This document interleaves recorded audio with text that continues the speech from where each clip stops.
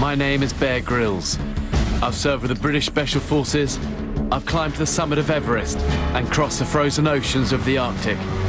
Now, I'm parachuting into the Sierra Nevada mountains. 5 million rafters, hikers and climbers come here every year, and each year, 200 end up in serious trouble. I'm going to show you the skills you need to survive.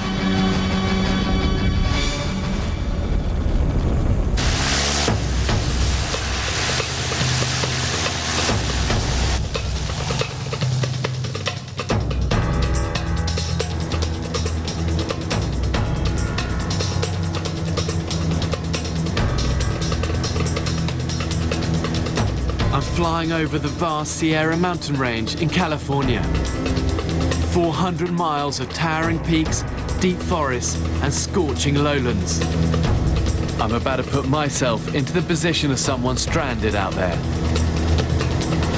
I'm going to show you how to survive the hard way, on your own and with no equipment.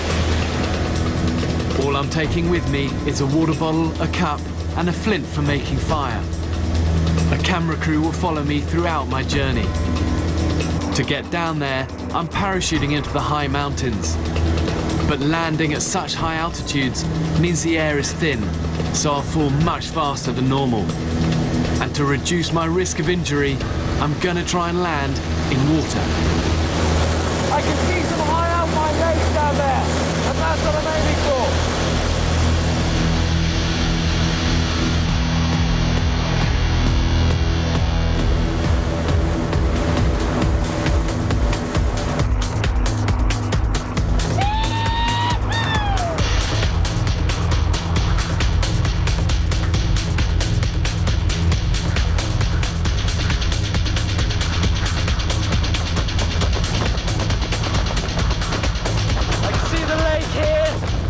That's what I'm aiming for. It's going to be pretty tight getting in between these mountains.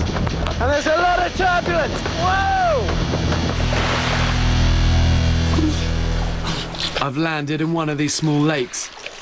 The water is cold, just a few degrees above freezing. At this height, that was one of the fastest landings I've ever had.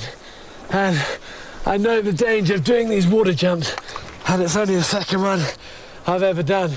To land on the mountain faces risks serious injury, but landing in water has given me a different problem. At this height, in wet clothes, there's a real risk of hypothermia, so I've got to just get these dry as quick as I can. As soon as I've got all this off and got dry, I need to be heading down. But which is the best way down?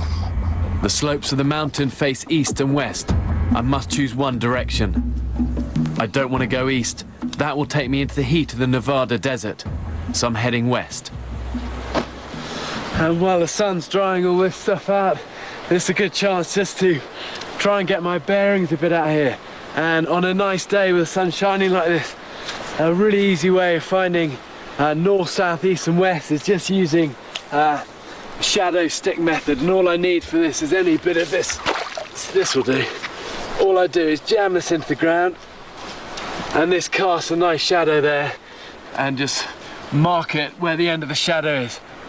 Then just leave it 15 minutes, and while my clothes are drying, I let that shadow slowly move, and then I'll mark the next point, and this will give me an east-west line then. It's a really simple way of just working out your direction. I only have 6 hours of daylight left, and a night at this altitude can kill. It's time to get moving. But first, to collect some water. The water here looks crystal clear, but that doesn't mean it's pure.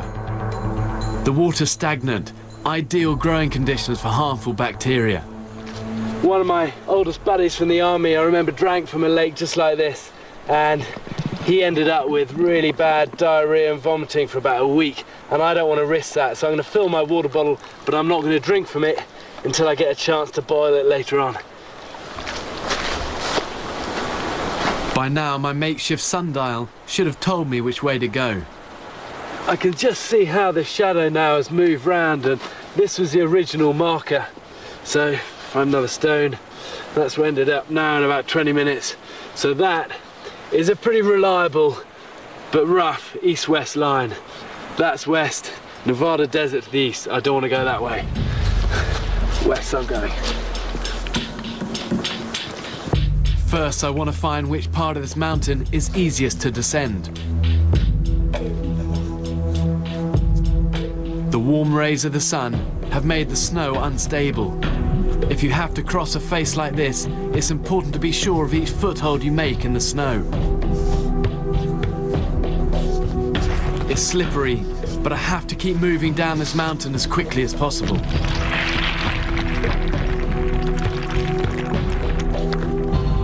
I think I'm making good progress, but that's until I come face to face with this enormous cliff.